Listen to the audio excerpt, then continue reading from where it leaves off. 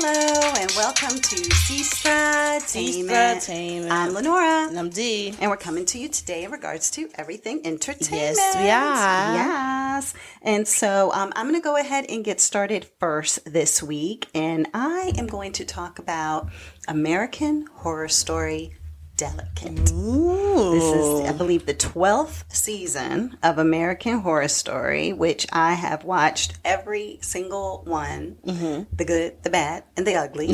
I feel like my favorite was Coven, although I did like the first one too. I think it was Horror House, or I can't remember what it was called. That very Monster first House. Monster House. Okay, so but yeah, Coven was my jam. A lot of interesting things going on with that one. Probably worse was the Roanoke one. I was like, no. Freak Show should have been so much better. So much better. Yeah, that's right. It could have been a lot better. It could have been so good. Actually, I didn't mind like 1984. I can't remember which one had Twisty the Clown in it, but that one wasn't too bad. So anyway, I've watched a lot of them. And if you've watched them, then all of these characters and things that we're talking about should hopefully sound familiar. But Delicate is the one that we're going to talk about today. And that one just actually released. I think it's only 2 episodes in right now.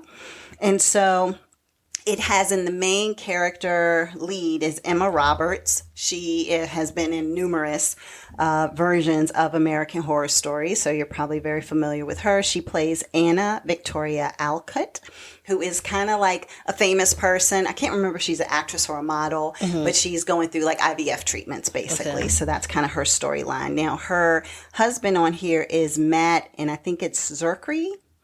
And he plays Dex Harding, and that is her significant other, husband, boo, whatever you want to call it. I think they're husband and wife, even though they kept their maiden names, or she kept her maiden name.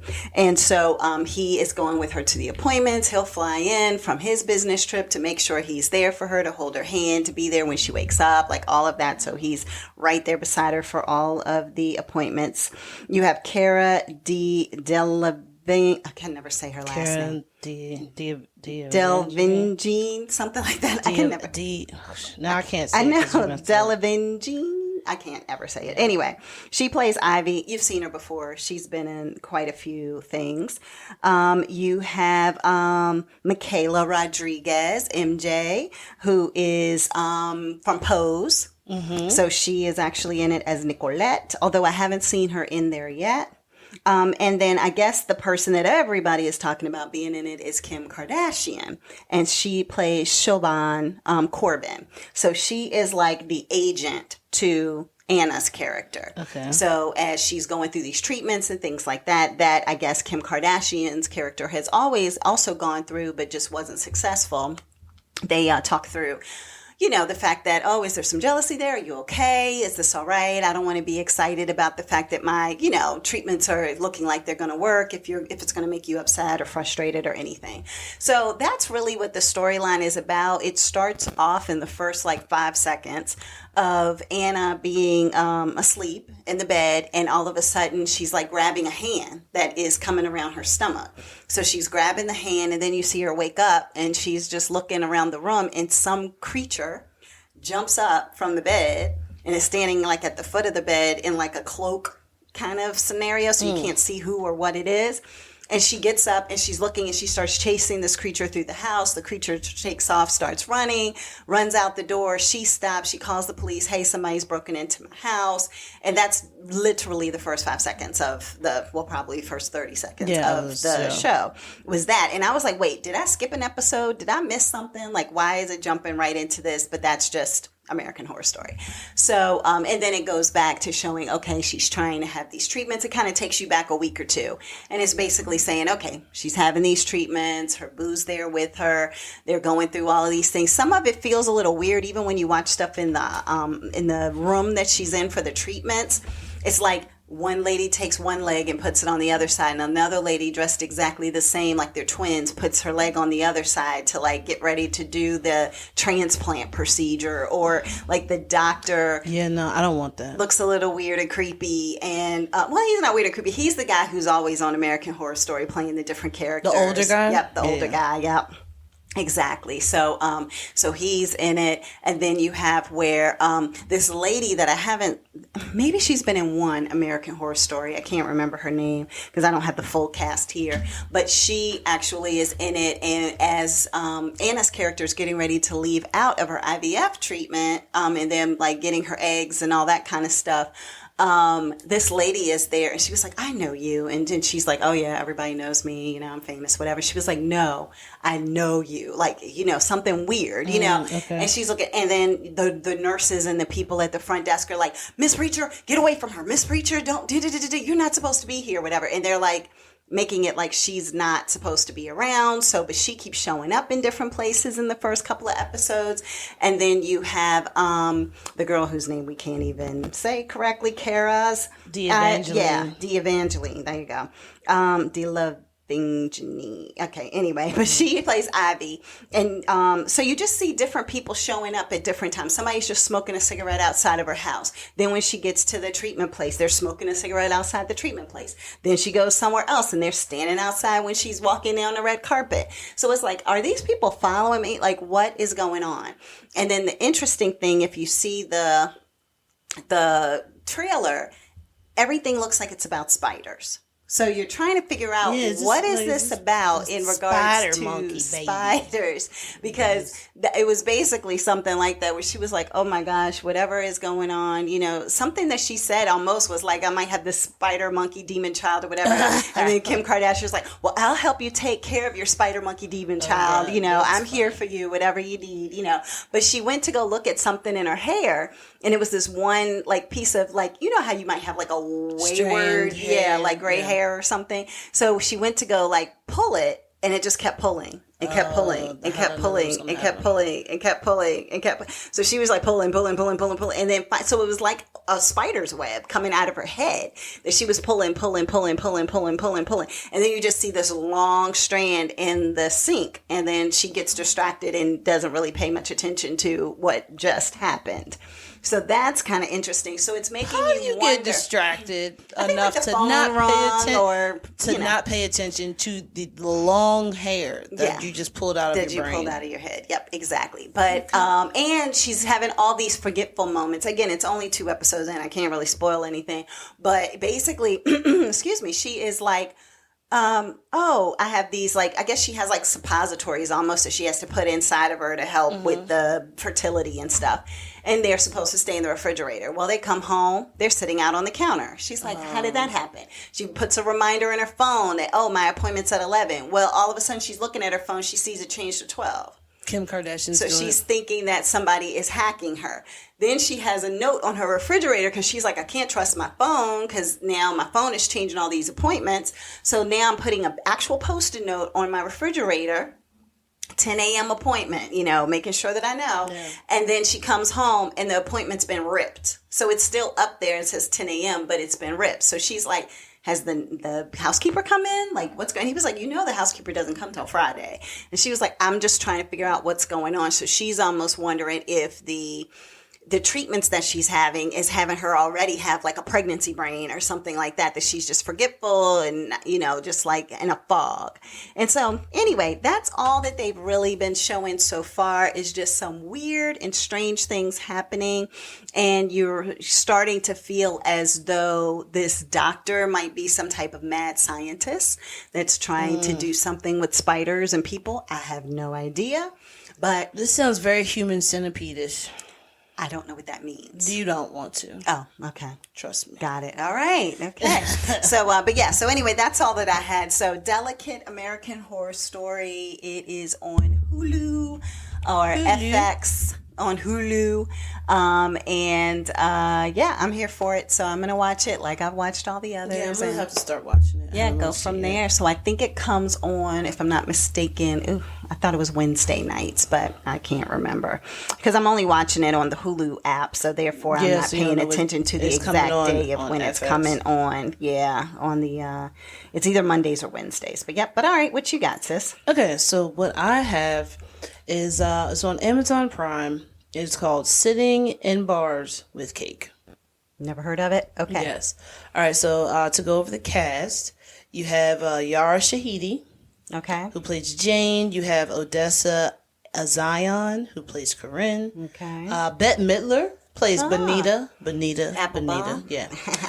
You got Ron Livingston that plays Fred. Let me see, Martha Kelly that plays Ruth. And now Fred and Ruth are the parents to Corinne. And then Dina Porter, well, she's in everything now because I just had her in the thing last week. Just last week, right. So Adina Porter and David Nagbon. It's Isaac. So you got Tasha and Isaac, and they are Jane's parents. So, you have the 2 roommates, the 2 friends, and the 4 parents. And Bette Midler is the boss of Corinne. Got it. So, as the main cast, what's happening is that there's 2 friends. They've been friends since they were like 7th grade or like 7 years old or something like that. So they've been friends for so long, and it's Corinne's birthday is coming up. Okay. So you see Jane, she's up, she's making this cake, and you see her just like making the cake. Corinne's boyfriend comes into the kitchen, it's like, hey, what's up? She's like, yeah, hey. He's like, the cake looks really good. So, they're hanging out and stuff like that. They're going out for Corinne's birthday. Now, when they go out to the bar, Corinne's up, and there's it's like a bar top karaoke. So where every time the stage is the bar top. Oh, so you have to hop up on the bar top. Okay. So Corinne is singing, and the guys are like, just random guys are coming up to Jane and was like, hey, so what's in that big thing that you got on the bar? She was like, oh, it's a cake. And everybody's like, can we see it? Like, what kind of cake is it? Right. And one dude's like, yeah, can we see it? Open up the cake top, and they're like, oh, man, that's amazing. So then they start asking her questions about the cake. Okay. Like, what's that stuff on the sides? And she's like, it's Cocoa Krispies. Oh, what did you make it with this? Oh, I had sour cream in it. You can put sour cream in cake, so they can like go back and forth, back and forth. Now, Corinne's up singing while this is happening. And she sees that Jane is talking to a couple of guys. So she's like, this, in her mind, she's thinking, this is the best way for Jane to be social and to meet guys. Boom. This is what we're going to do. So Corinne comes over after she sings her song, opens up, comes over to Jane and says, hey, let's go ahead and cut this cake. Yeah. So they cut the cake, and everybody is like eating the cake. And one guy was like, I don't know why he's in the bar with a guitar. But he's like playing on the guitar. He was like, I love this cake. I love this girl. And I love sour cream. What does that have to do with anything? Because sour cream was in the cake. Oh, in the cake. Okay. Yeah. So, and then the next day, they're in the kitchen, hanging out. And Corinne comes to Jane and she says, hey, I got an idea. We're going to do this all the time. So we're going to get a map of the city. And we're going to make cakes. Oh. At every bar, blah, blah, blah, blah, blah. This is how it's going to work out. And they literally do this. And they said, I got a great name. It's called cake barring. Cake barring? Cake barring. Oh, yeah. okay. You just take cake to the bar and you call it cake barring. Yeah.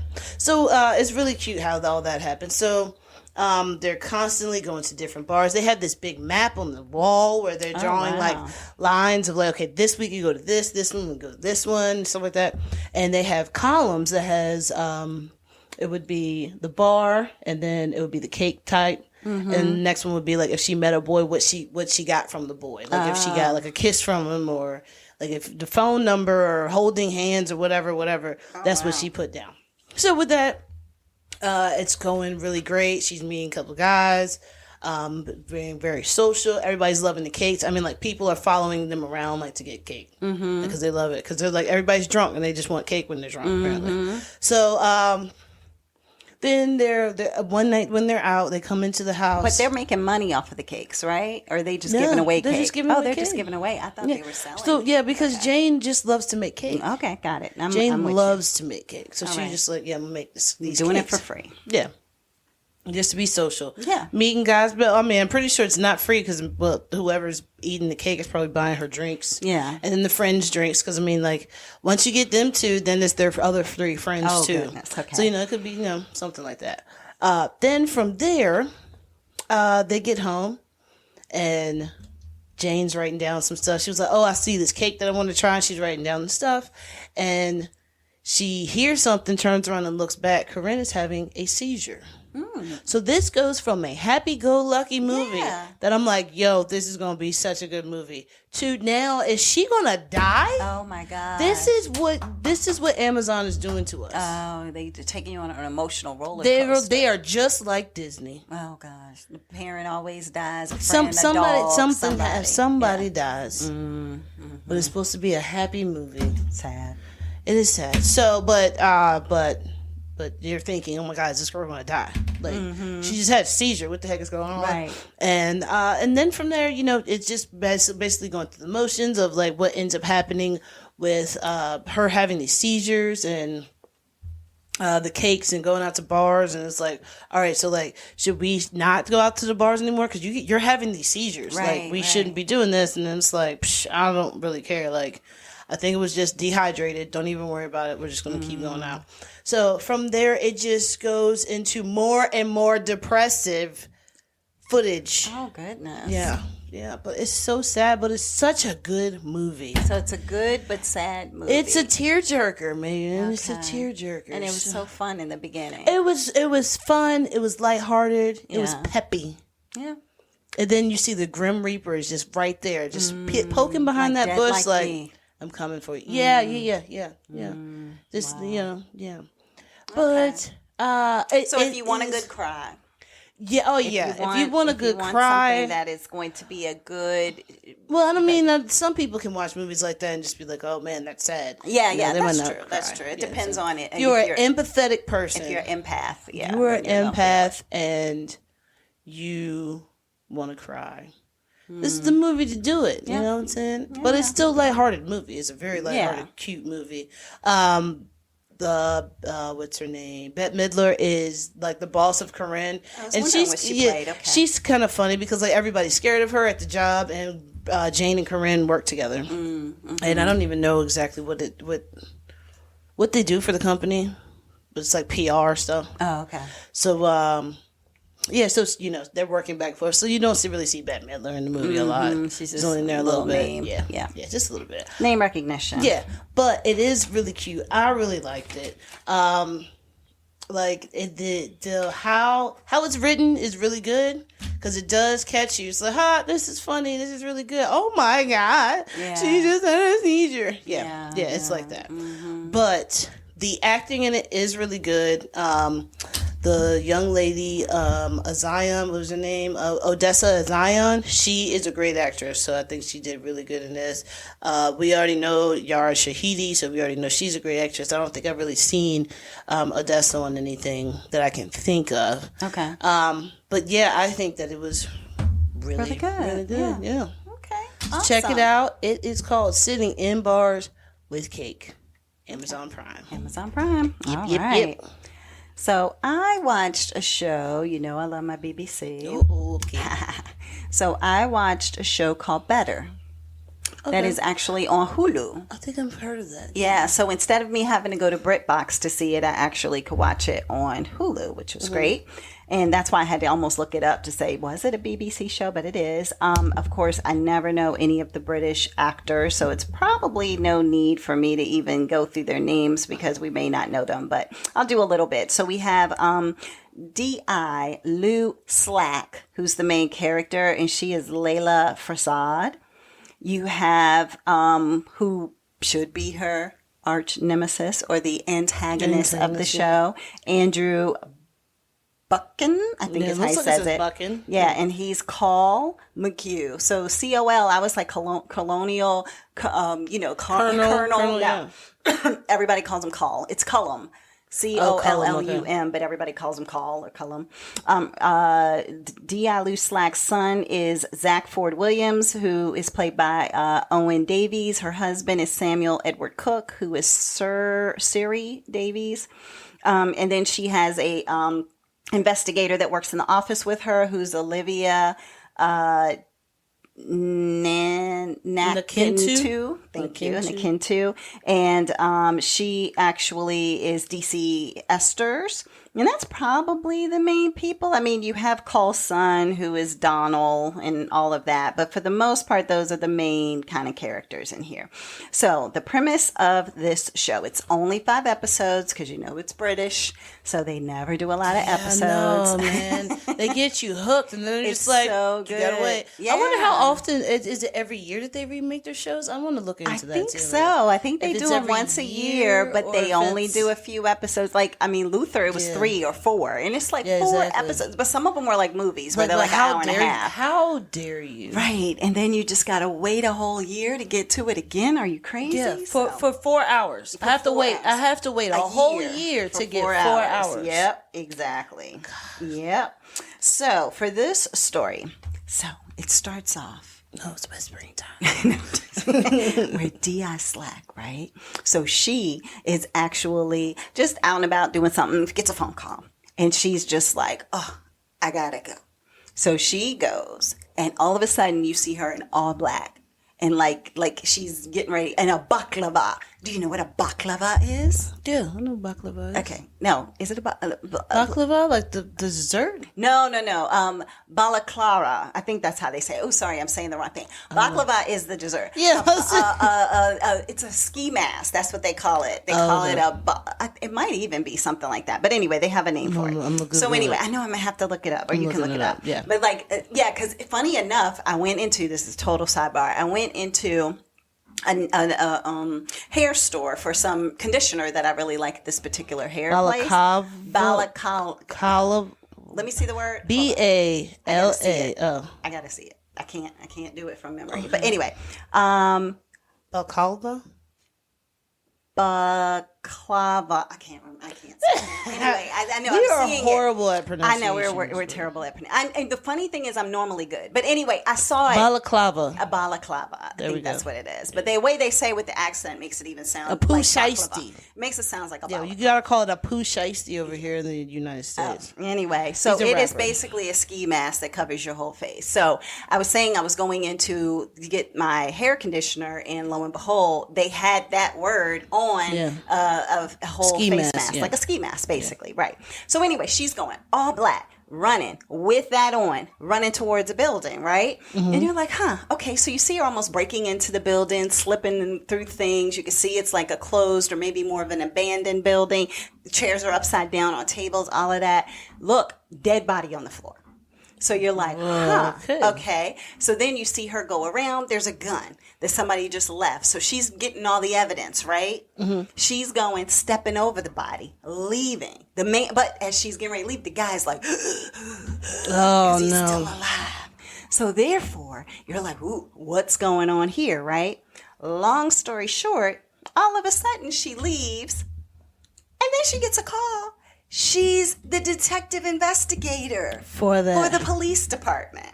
So she's getting a call about showing up at the place that she was just leaving, and you were hearing the sirens and all that coming. Yeah. So basically, the show starts off in the first 30 minutes to show you that she's a bent copper, as they say. Bent copper. So she is working for Cullum as the drug lord in the city. So when he has something go down, he calls his DI friend. Yeah, so she can go ahead and cleans it up, fixes it, hides evidence, whatever the case may be. So you see her as being, oh man, you're just thinking, oh yeah, she's just, this woman. I didn't even know she was a police officer when you're first watching it. So then you see that, right? You think that's a big spoiler. I mean, not really. Yeah, but anyway, because it's literally the first 10 minutes of the show. And so it ends up, and if you watch the trailer for it, you kind of pick up on it too. So what happens though from there is that she ends up being home with her husband. He calls her out to do some other job. And while she's doing the job, her husband calls and says, look, our son is really sick. You meet us at the hospital. Because she had just said goodbye to her son. He's laying in the bed. He's chilling. So she was like, all right, be good. All of this stuff. She was making jokes with him. He was making jokes with her, everything. Mm-hmm. Gets to the hospital, finds out her son has meningitis. Oh. And that he is fever was so high, so much was going on. So she bargains with God and says, look, if you make him better, which is where the title comes from, if you make him better, I promise I'll change. I promise I'll do better. I promise I'll be a better police officer, a better mother, a better everything. And lo and behold, her son makes it through, although he ends up having some physical ailments. Okay. So the actor who plays her son actually has cerebral palsy in real life, but you can't tell that when you first are seeing him because he's just laying in the bed talking to them. So then as you see him trying to, be in a wheelchair, get out the wheelchair, go up the steps, wanting to do things on his own, and the parents just being like, like them just going through the whole guilt because the father was like, I thought he was just sleeping. I didn't know that he was having any kind of any serious issue until I went to check on him around midnight. So then the mother's blaming the father. The father's like, well, you weren't here. What were you doing out in the street? Because I think he kind of knows that she works for Call, but he's like, he knows she got something going on. He just don't know for sure what it is. Well, he kind of knows, but he doesn't know to the degree of how involved she is. So she had made this deal with God. So then it's all about her inner turmoil of if she's going to continue to be the cop that she's been to this point, helping her drug dealer friend, or is she going to turn a new leaf and try to do things differently? And if you do that, how do you get out? Yeah, it's true. Because once he doesn't need her anymore, what's he going to keep her around for? There's no reason for him to. Exactly. And so as things are going on, you have where that other investigator who is on her team, Esther, starts picking up on some things. You know what I mean? Like, because Colum might say something like, here's some drugs, plant it in a car. It's going to be going down this road at this time. Do what I tell you to do. She's just like, so then you have all these other police officers who are there as you're pulling over somebody, and then you got to make up an excuse of why you're going to pull them over. Yeah, exactly. And then you got to figure out how you going to toss the drugs in the car? Do I toss the drugs in there? Do I get a change of heart or conscience? And if I am, is somebody watching me like, ooh, nope, yep, did I do it? Did I not? Yeah. And then it's like all of that comes into play too, like what all is going on. So it's really a good show. It's got some suspenseful moments in it where it's just like, okay, is she going to get ready to get caught? But also, if she is turning a new leaf, how is she going to get away with it? Mm-hmm. And then the ending of it, which is, of course, I'm not going to spoil it, but it's like one of these things that it's like, they can go anywhere from here, basically, at the end of that season. So if they do another season, it's really like the sky is the limit of where it could potentially go. Okay. Because it ends on a cliffhanger that is just like, ooh, it could go like this. One way or another. It could go like that. That's kind of how Average Joe was. Okay. Yeah. Got it. Yeah. But it does. It has a lot of twists and turns. It makes you wonder, like, how did she get involved? They talk a little bit about that. Like, how did you even hook up with this guy who is, a gangster, basically? Yeah. Does her son know what she does? That comes into play with some of it. What is the drug dealer willing to do to test her loyalty? Like, there's a lot of different moving parts. And so some of it, you're just like, oh my God, nope. Or, oh yes, I hope she gets away with it. Oh no. And then you're kind of rooting for bad people, but then you're rooting for when they do good, but then you're rooting for, you're just all over the place on this one. So anywho, but that is Better. It's on Hulu. Again, 5 episodes. Doesn't take you a long time. I think they're like 50 minutes each. And that's what I had next. So, sis, what you got? All right, so what I have next is on Netflix. Okay. And it is my boy, Bert Kreischer. I do not know who that is. He got a movie. Okay, he's a comedian. He's very funny. He's unapologetically himself. Okay. But it's his movie, and it's called The Machine. Okay. All right, so for the cast, you have Bert Kreischer, and then you have his father, played by Mark Hamill, which I think is amazing. Oh, wow. Yeah, I haven't heard his name. And his father's name is Albert. You have young Bert, who is Jimmy Tatro. Okay. You have Iva Bibic, who plays Arena. Let me see who else I can think of in here that you really need to know. All right. Well, we can see this guy, Alexander Serakovic. He is in here. He's played Fedor. Or Fedor? I don't know that. Yeah, Fedor. Okay. Yeah. And then you have Nikolai Dojor. I'm gonna butcher this name. He plays. I think Igor. people listen to us so that they can hear us. Like they just drink every time we butcher a name. They drink. They take a shot. They're probably they just take a shot every time we. But I don't know. They're probably just like these Americans are just they don't know anything about names. I hope so. So what ends up happening with this is that Bert Kreischer he's still doing stand up. Like, so it's supposed to be like a movie about his real life, but it's not. But I'm pretty sure it's a parody. I don't know for sure because Bert Kreischer is a little crazy. He could possibly do this stuff. Okay. So Bert Kreischer, he's just reliving his college days when he went to school abroad in Russia. Okay. And as he's doing this, he's talking about it on stage in front of a whole bunch of people. And there's this man who's like sitting in an office on an oxygen tank. And then he just like gets so pissed off at the TV and then shoots the TV with Bert's picture with Bert's on it. And that's because Bert had said, I met these guys. They were the banditti, and they were the Russian mafia, blah, blah, blah, blah, blah. Okay. And they told us basically, he was like, he said, well, no, I'm an okay person. I think I'm an okay person. He said, I'm not a good person, but I'm an okay person. He was like, but when they pull a gun out and tell you we're robbing the train, yeah, we robbed the train. So now Bert just said that he had robbed the train back in like 1980 something in Russia, and this guy, and this is like a Netflix series that he's supposed to have out on, that people are watching, and the old man who's watching it realized that they stole his watch back then, and now he knows who it was, and now he wants to get his watch back because it was a family heirloom. And what is he going to do? Anything and everything, because he is a mafia man, and because he lost.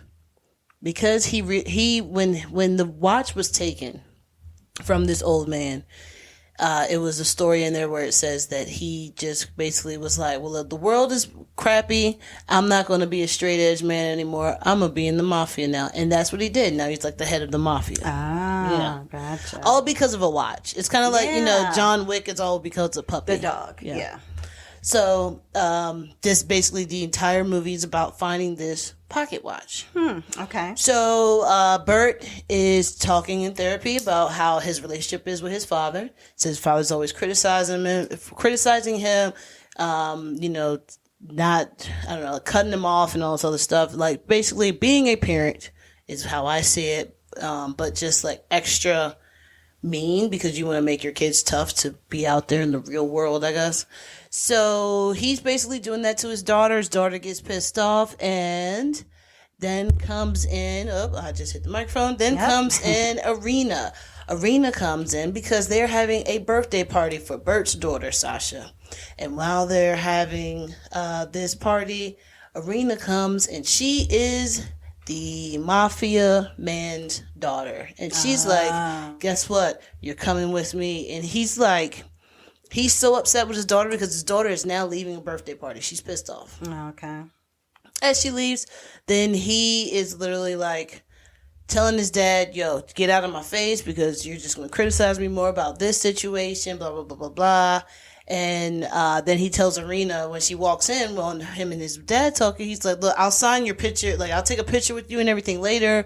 I'm having a private moment with my dad. And then she pulls a gun out. And he was just like, wait, what is happening? Like, is this a fake gun? Then she shoots some of his stuff. And then he's like, Dad, that's a real gun. What are we going to do? Yeah. He goes from anger to fear in 2.5 seconds. Yes. So now they have to sneak out of the daughter's birthday party without being seen because this woman Arena has him by gunpoint and go ahead and go to Russia. So you can tell her where the watch is that you took in 1984. This is too much. I'm loving it though because it's funny. So they get to Russia and his dad is like kind of egging him on to, I guess, be this crazy person that is supposed to be his persona on stage. He was like, look, they're calling you the machine.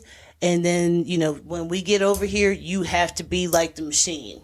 Like, you have to turn into this person that you were when you were younger in college. Like, you have to show them that you have no fear. Just go, go, go. Okay. Like, when you first came over here to Russia, you were not afraid of anything. You were just like, those people are cool and I want to hang out with them. Right. It's like, so make it just like that all over again. What happens? They get to Russia and there are pictures of Bert Kreischer everywhere. You know why? Because it says the machine. So when he met these Russians, when he went on this school trip abroad in like 1980s, when he first met the Russians, he told them that he was the machine. He was actually trying to say that he was a badass, but he said it the wrong way, and it came out in Russian as the machine. The machine. So now there were billboards, huge billboards of a man standing there with like vodka in his hand and like a beard and like, you know, shirt off, kind of ripped, stuff like that. And Bert Kreischer's like, yo, that's me. He's like, wait, am I a big deal over here? Like, oh my gosh. am I like a pop icon? Like, he's like so hype about this. And then comes to find out later on that, they basically based like this random, it's like basing Mr. Clean off of just a random guy that was from another country. Wow. Yes, and it's so great, and I love it. I think that's so cool. So he had no idea through social media, anything, that there was no social media back in 1980s. That's right. Yeah, I forgot you said it was an older thing. Yeah. So he just had no idea that he was basically the David Hasselhoff. Yeah, absolutely. Russia. Yeah. Because, you know, David Hasselhoff is like huge in Germany and all these places, and like he's selling out concerts to this day. He is. Okay. So then the rest of the movie is about him and his dad trying to go through Russia without getting killed by Irina and her family, and then all the other little crime mob families that are around that want to get the watch so they can give it to the big boss, you know, because they want to be in charge or whatever when he croaks.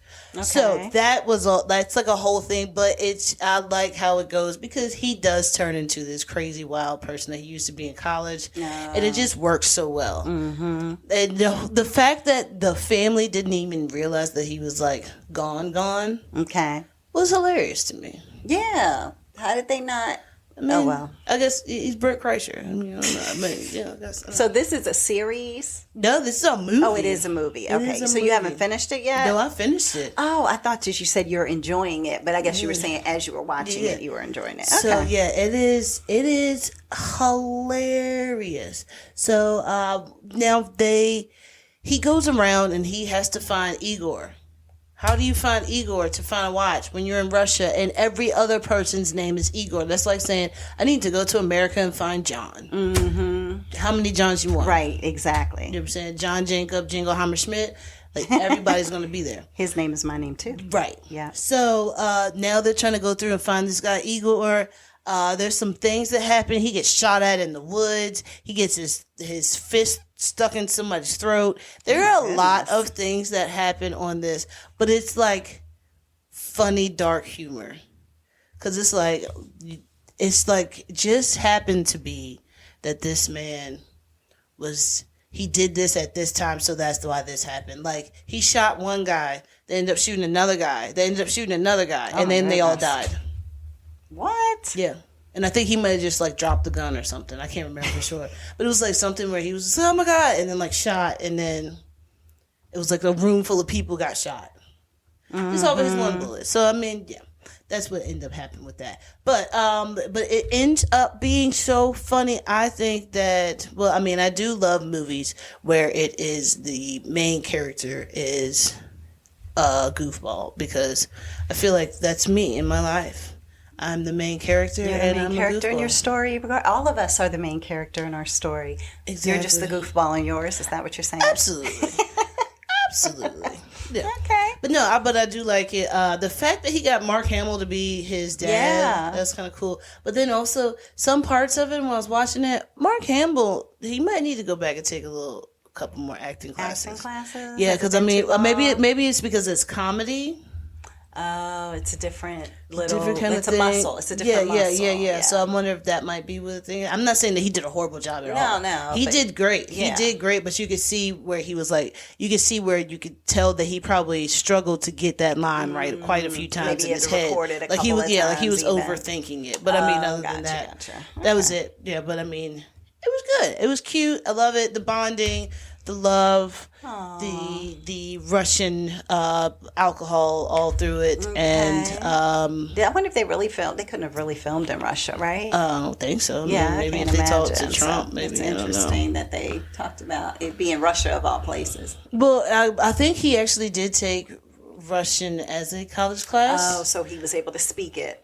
Well, I don't know because I mean I know a couple of Russian words, and that's just because I know a couple of Russian people. Yeah. Good point. But I mean, in the movie, he is supposed to have taken Russian 4, but horrible in school. And his professor was like, "Look, if you take Russian 4 and we go over here, then you can get a minor in Russian." Oh, okay, gotcha. So it's like that's how they ended up being Russian because he said he thought it was Spanish. And he said by the third class,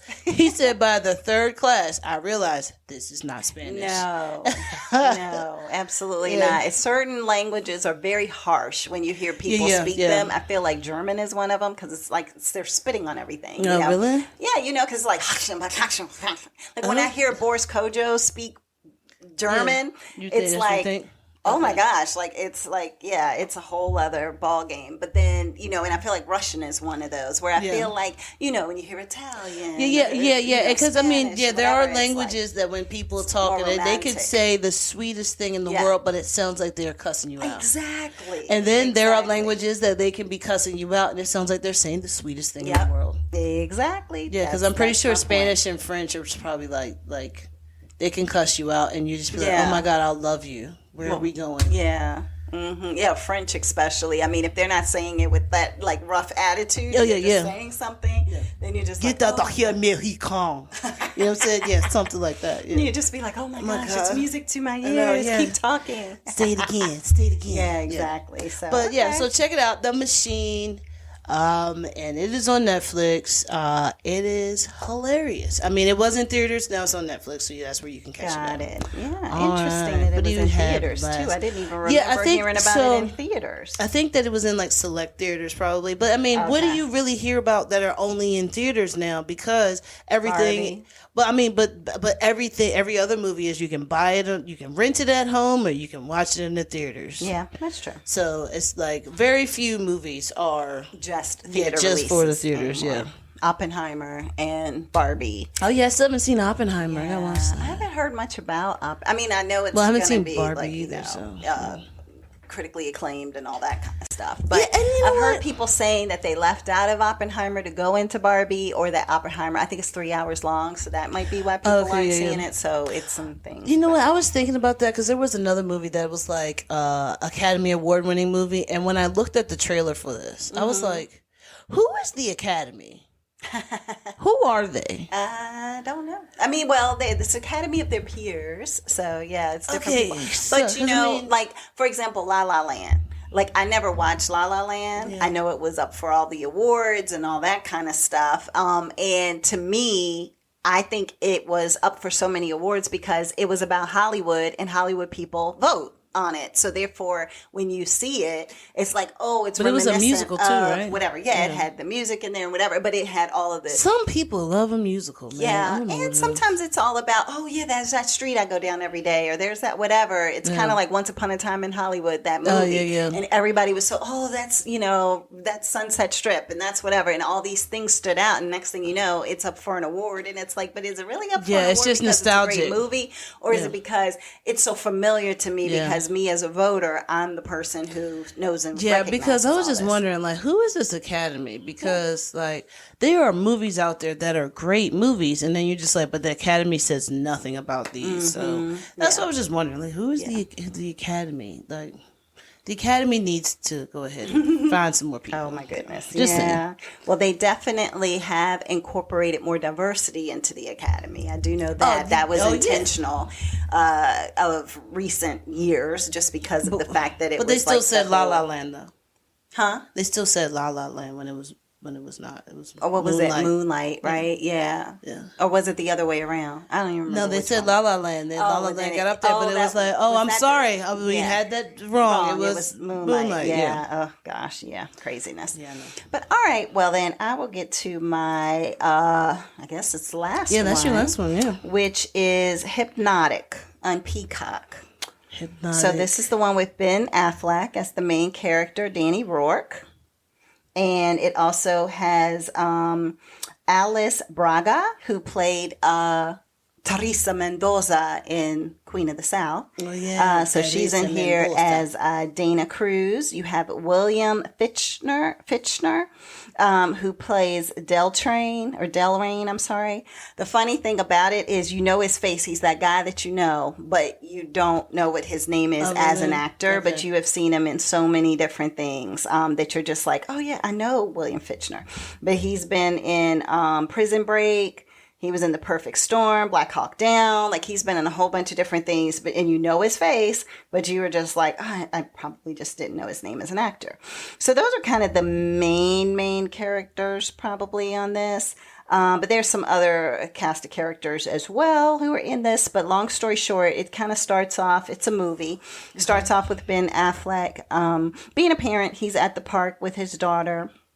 She's running around playing. He's watching her, but he took his eyes off of her for literally 3 seconds, it felt like in the movie. And she goes disappearing. Oh. Yes. And she was kidnapped. And so it kind of just jumps forward, basically, from there.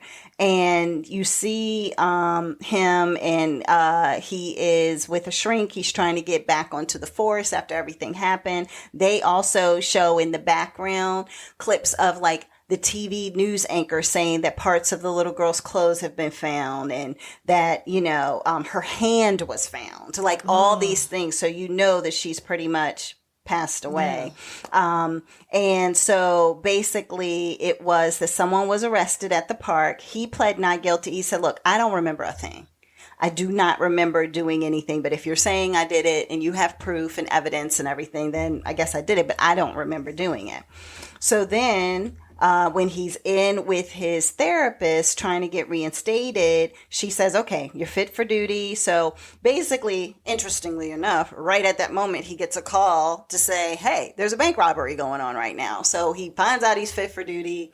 He ends up going to this particular call. And while he's there, the situation's already in progress. And his character notices that, this woman was sitting on the park bench. This guy walks up, sits by her on the park bench. When the guy and girl talk, the next thing you know, the woman gets up and starts looking like she is so flushed and so hot. She's just trying to pull off her clothes, basically. She's like, oh, I'm so hot. She takes off her shirt. Well, she had a sweatery thing on. She takes that off. She just drops it on the ground. She takes off her shirt. She's just walking towards traffic oh my God, I'm just so hot. I'm just so sweltering hot. And so, there's a robbery going on. So Ben's not recognizing that initially, but he kind of goes back and looks at the tape and is like, wait, something suspicious is going on here. So then he realizes that with the bank robbery that's going on, he's like, look, it's something weird about this guy. And I'm realizing something's going on with this bank robbery. I'm going to go in. And they're like, don't go in. No, you need backup, whatever. He's like, I'm going in. So he goes in to the vault area because he's assuming that that's where everybody's going to want to get stuff. And again, this is very early in the movie. Okay. So he's in this area, and all of a sudden, one of the bank ladies comes into that area with two guys with the armored truck. So the people who work for the armored truck company, the girl who works for the bank, all of them come into the place where all of the deposit boxes are in the vault. And he's trying to protect the vault. They're just machines, basically. They're not even thinking. They're just doing what they need to do in order to get this money and whatever it is out of the vault. Okay. So he's like, this is weird. He's like, woman, stop, freeze. I'm going to shoot you, whatever. And she's just she's just still going. She's still going. So it's just really weird. So anyway, they end up getting out of the bank, going into the armored car, all three of them. And then they end up getting to a point that the car flips over or blows up or whatever. They're dead. So, it's all this chaos and craziness. It's a lot of stuff happening. Exactly. In the first, Few minutes. Well, just enough to hook you. 20 minutes, maybe 15, 20. So then you're just like, what the heck? So then the woman's still walking around with hardly any clothes on because she's still hot. And you're like, what is happening? It's too much happening. It's too many distractions. Yeah. Well, come to find out that basically the guy who sat beside the woman on the park bench was a hypnotist.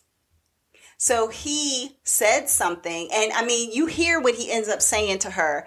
And it's like, how in the world could you get somebody's mind control that fast? And then you say something, like you say one sentence to a person, and you can control every single thing that they do from that point going forward. That's crazy. That is nuts. It is nuts. And it's like, I hope this isn't a true thing that like they are teaching like the military people to do or something like that, you know, because it's just like, what in the world? And so the whole show is called Hypnotic because it's about people like this guy and Teresa Mendoza's character, which she's not Teresa Mendoza in here. But anyways, her name is Diana. So basically, Ben Affleck's character of Danny ends up connecting with Diana as he's just trying to research and figure out, okay, what is going on? What is happening? So he goes to like this fortune teller. While he goes to the fortune teller, who's Diana, guess what happens? This guy knows that he's on to him. You know, the other character, Del Rain, he knows that he's on to him because he was the one talking into people's ears and he could just figure it out. Oh, you're going to places of people that I know, asking a bunch of questions. So he sends a motorcycle dude to ride his motorcycle into the place. And it's like, is everybody possessed by this guy? And how does this guy have so much mind control over people? Yeah, because so that's creepy. The whole storyline. So there is some kind of drug that they have that they say will, if like certain countries, they will blow it in your face and then it'll just make you obey whatever they say. Really? Yeah. Well, I guess it's like a truth serum that they give you, like you know how they show in the movies where this is something that grows on trees. This is something that grows on trees that you can like grind up and they can blow it in your face. Everything comes from nature. I guess. Said that there was one guy. It was a documentary that I watched. There was one guy. He was just like, he was like, I was conscious, but I couldn't not do what they told me to do. Wow. Yeah, because he was like. They were like, hey, go to the ATM and empty out your bank account. And he was just like, okay. So I went to the ATM and emptied out my bank account.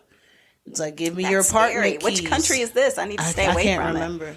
But yeah, that's scary. So anyway, that's Hypnotic. It's really good because of the fact that it has, like, I literally just touched the surface of like so little of it, but it's so many twists and turns in this, like him and Diana connecting, him figuring out more things about what happened with his daughter, different things it's just so many crazy ways in which this goes. And then towards, like, I caught on to it a half a second before they had a big reveal. And I was like, oh, that's good. That's good. That's good. That's real good. Okay. So it's some big reveals in there. Okay. It's some other stuff that's going on. And it's just, it's got some things. So I would highly, highly recommend to check it out if you have seen it on Peacock. If you have Peacock, paying for that. I think it's probably part of the paid Peacock, not that free part of it. Yeah. But Hypnotic with Ben Affleck. Watch the trailer. If the trailer looks interesting to you, then I would say absolutely you're going to love the movie. That's what I always do. I have to watch the trailer and see if it piques my interest. Yeah. You know what? Sometimes halfway through a trailer, I'd be like, no, I got to watch this right now. Oh, yeah. You don't even need to I don't even want, because it's going to, the trailers a lot of times gives away too much. Yeah. So that's why I'm like halfway through it. If I'm like, that piques my interest, all right, boom, stop this. I'm going to start it. So then I can get more. That's how I was with The Other Black Girl. Okay. When I started watching that trailer, I was like, you know what? I don't need to watch anymore. Yeah, I like this. I'm going to go ahead and check this out. So that's it. Hypnotic on Peacock. What you got last? All right. Sis? So for my last thing, this has been all over the freaking news because everybody needs to know that this is happening. A football player and a singer are dating, guys. Everybody in the world, cares. please attention. Alert. Sound the alarms. Taylor Swift and Travis Kelce are dating now. And everybody cares because it's Taylor Swift is the the Beyonce of the Caucasian community. Well, I think she is. I mean, when you think about it, I mean, this is their hot girl summer for real because it's Beyonce and Taylor Swift. Like, you don't hear of any other concerts this summer. No, I don't know anybody else who's and on Taylor concert. Swift. I know, and I know Usher's in Vegas. And he's got his standing Usher show and Adele, out there. Usher, Adele, Lady Gaga. Standing shows.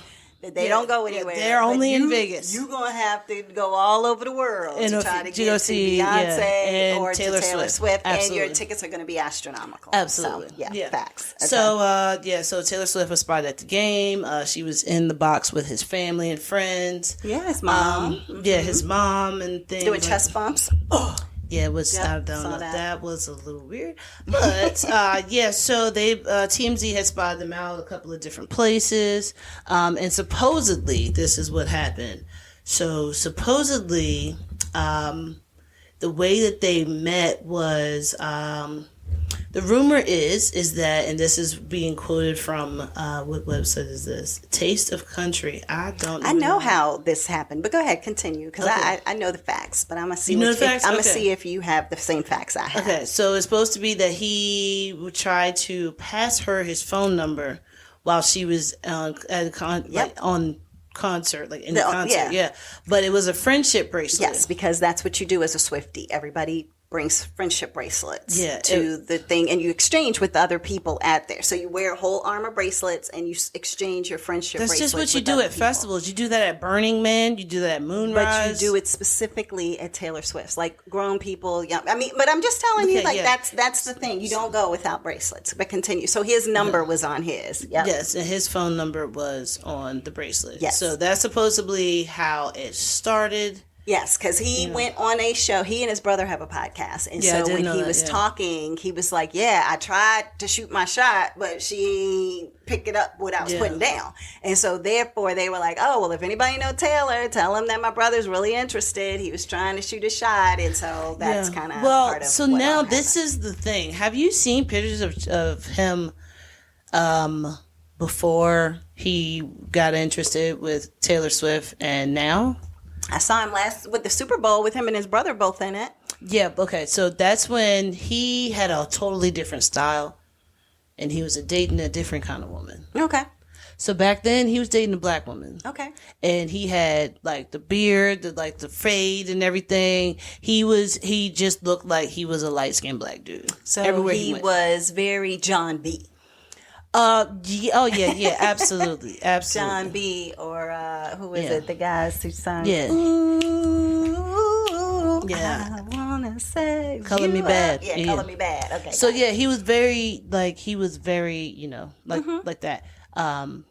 And now he has just a mustache. Oh, I was like, his beard. He doesn't have his beard anymore. No, he just got a mustache. Okay. So I was wondering. I was like, how did he go from like looking like what did I say? I can't remember how I said it. But I was like, he went from like looking. Oh, I said he went from looking like Paul Wall to Ron Jeremy. But I think Ron Jeremy was probably a bad thing to say because I wasn't trying to really say Ron Jeremy. I was just he's the only person I could think of that had a mustache. Yeah. At the time, but I mean, he may be a person who's still trying to figure himself out. Yeah, or he may be a chameleon. He's a chameleon, right? Because I'm looking him up right now. As you look him up, you can see him with the fades and stuff like that. You see him with his ex-girlfriend. Excuse me. I see that picture. She's cute. And then you see him. I mean, I still see like a beard and mustache and all that kind of stuff. But yeah, sometimes his hair is different. Yeah, I see all that. So they were saying that some black women were like, oh, I guess it's not true. Once you go black, you do go back. Oh, goodness. So they were saying, a lot of people had jokes about it, but a lot of people are just like, wishing them good, whatever they're doing. But then it's also like, but we don't care. No, nobody cares. Really like talking. Her fans care. Because did you know that the NFL had the most watched, that game was the most watched game in forever when they found out that Taylor Swift was there? Like everybody turned their stations to that. They said his brother and him were on a podcast and they were like, people were like, what is a down? Like, what is the end zone? What is a field goal? Like, so it's all these people who have never cared a thing about football in their life. That's and now, what's happening. Oh, now I care about football, so help me to understand. Yeah, they're saying that all these women now are going out and buying jerseys and stuff like that. From 12 to 40, the demographic of females who are interested in football, football has changed. Yeah, because of one. This is ridiculous. Yeah. Well, we can't even get a whole country to abide by one law, and then we got a whole bunch of people like that are just following this one person. Yeah, but you still have people who don't care. So it's still that is absolutely true. But I feel like it's a lot of people that care. Did you know they were born in the same year? I didn't know. No, they're both 33. Yeah, so it's 1989. So they were like, so look, they even had Stephen Kornacki talking about this. Kaki Kornacki? You don't know Kaki Kornacki? No. Oh my gosh. Okay. Anyway, Steve Kornacki is with the politics and all of that. So he wears his khaki pants. He stands up there. He's got the TV and the board and stuff, and he's showing all the football stuff. Yeah. I do know who he is. I didn't know his name was. Kornacki. Yeah. The one that Leslie Jones is a fanatic about and was like, oh my God, he's so cute and so fine. And he's just a nerd. But maybe she's I don't just know like, I'm thinking of an older guy, so maybe I don't know. He's probably in his 40s. No, I don't know. I don't know who that is. You have to so anyway, I'll show you a picture afterwards. So anyway, long story short, he's breaking it all down. He's like, she's got this many hits. He's got this many receptions. She's got, they're both married. I mean, they both were born in this year. This is going on. That's going on. Whatever. So well, we automatically know that Taylor Swift's going to be at the Super Bowl next year, probably. No, Usher's there. You didn't hear that news? No, I mean, like for the following year. The following year. Yeah. I've been wondering why she hasn't been there yet. Anyway, but I'm surprised that had this happened early enough before, they would have already had her to be at the Super Bowl. Oh, yeah, absolutely. As opposed to Usher. But I think it all happened way too close to them already being in contract negotiations for Usher. Yeah, so he'll be the... Yeah, because Usher said he had known for a while, but he couldn't tell anybody. Yeah. He said he couldn't even tell his son, because his son was like, Dad, can we go to Super Bowl this year? You know, maybe we could go together. He's like, I don't know, son. Yeah, I don't know. Couldn't even tell him that he was going to, go ahead and be so now he's got the word out, which I thought, just to give a little there, I thought it was great how he did his announcement of the Super Bowl. And then everybody else copied him? What are you talking about? Which part? Kim Kardashian did one, and then Primetime did one. Of people showing the old and the new them? Yeah. No, not the old and the new them. Of Usher.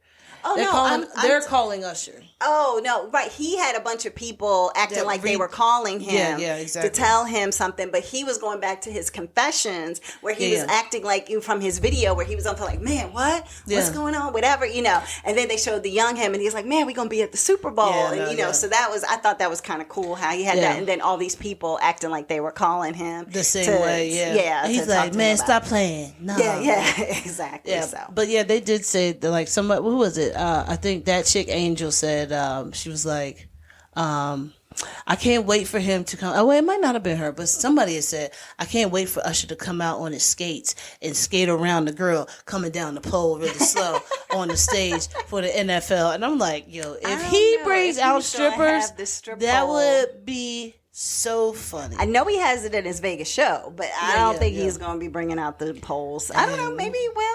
I mean, you have 50 Cent hanging from a pole. It won't be poles. It'd probably be those acrobatic rings. Oh, probably be something like a Cirque du Soleil. Yeah, something as opposed like that, to maybe. A stripper pole. Yeah, maybe it's a possibility. I don't know. So there you have it. Yep, so guys, everybody cares about TT. Yeah, the TT. Yeah. And they're trying to come up with the name. Is it going to be Kelce, or is it going to be, they're just trying to come up with, like, it's going to be Taylor Swift and Mr. Swift. That's what it's going to be. I'm trying to tell you. They're Mr. coming up Swift with what the this name way. will be, like Bennifer or whatever it was. So that's it this week, everybody, for Sestra-Tainment. We hope you all enjoyed it. Have a wonderful week, and we'll do it again next time. Bye.